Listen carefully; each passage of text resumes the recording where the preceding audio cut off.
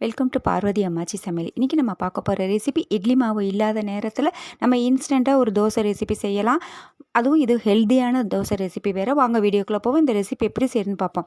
இதுக்கு முதல்ல 2 கேரட்டு, ஒரு வெங்காயம், ஒரு தக்காளி, 3 பச்சை மிளகாய் எல்லாத்தையும் பொடி பொடியாக நறுக்கி வச்சுருக்கேன். அதை மிக்ஸி ஜாரில் சேர்த்துக்கங்க. சேர்த்துட்டு 1/2 ஸ்பூன் ஜீரகம் சேர்த்துட்டு 1/2 ஸ்பூன் உப்பு சேர்த்துக்கங்க. கல் உப்பு சேர்த்துட்டு நல்லா கொர கொரன்னு அரைச்சிக்கங்க.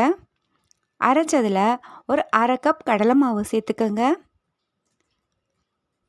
1/4 கப் ராகி மாவு சேர்த்துக்கங்க.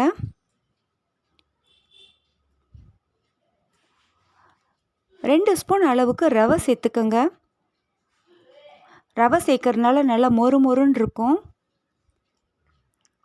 இந்த வளவளப்பு தன்மை இல்லாமல் இருக்கும். கொஞ்சமாக தண்ணி சேர்த்து நல்லா ஃபைன் பேஸ்ட்டாக இந்த மாதிரி அரைச்சிக்கங்க.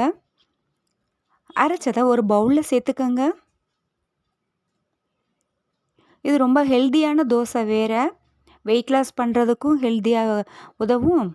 கொஞ்சமாக தண்ணி சேர்த்துக்கங்க. சேர்த்துட்டு நறுக்கின கொத்தமல்லி இலைகளை சேர்த்துக்கங்க. சேர்த்துட்டு தோசை ஊற்றுற பதம் நல்லா ரொம்ப திக்காகவும் இருக்கக்கூடாது, ரொம்ப தண்ணியாகவும் இருக்கக்கூடாது. அந்த அளவுக்கு தண்ணி சேர்த்து நல்லா கரைச்சி வச்சுக்கோங்க.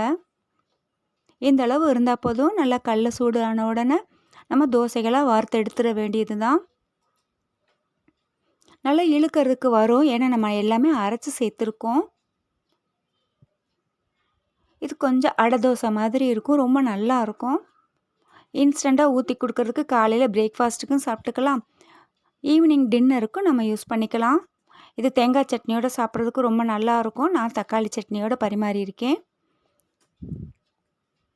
இதே போல 2 பக்கமும் செவந்து வந்த உடனே எடுத்துடுங்க.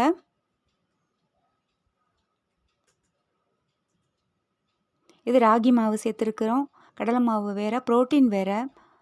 அருமையான இன்ஸ்டன்ட் தோசை தயாராகிடுச்சு. கண்டிப்பாக வீட்டில் ட்ரை பண்ணி பாருங்கள்.